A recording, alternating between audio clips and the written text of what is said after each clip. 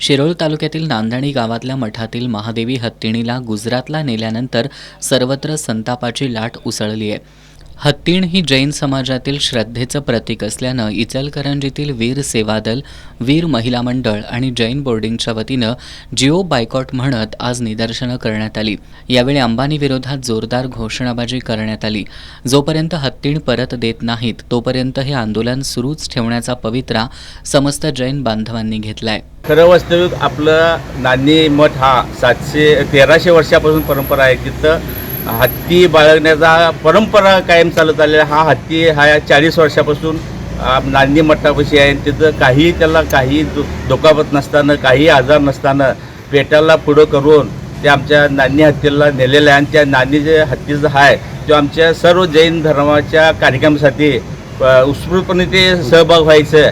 तसंच त्या गावातले सर्व इतर धर्माचे लोक देखील त्या हत्तीला एवढं त्याला मानत होतं, एवढं त्यांच्या जवळची लोक झाले होते की जाताना तिथं देखील लोक ते रडलेले आहेत। आणि हे हत्ती नेण्यासाठी गेले 4 वर्ष ह्या हत्तीच्या पाठीमागे आहेत त्या अंबानीचे लोक।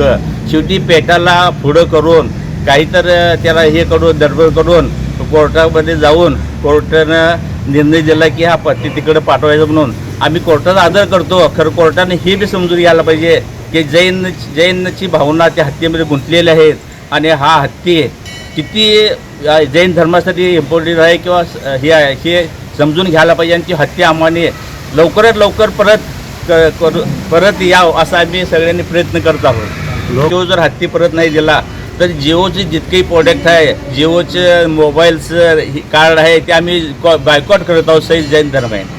अंबानी यांच्या विरोधात इचलकरंजी शहरासह शिरोळ आणि हातकणंगले तालुक्यात जोरदार निदर्शनं सुरू आहेत। सर्व ठिकाणी जिओ बायकॉट म्हणत मोठी मोहीम राबवण्यात येतेय।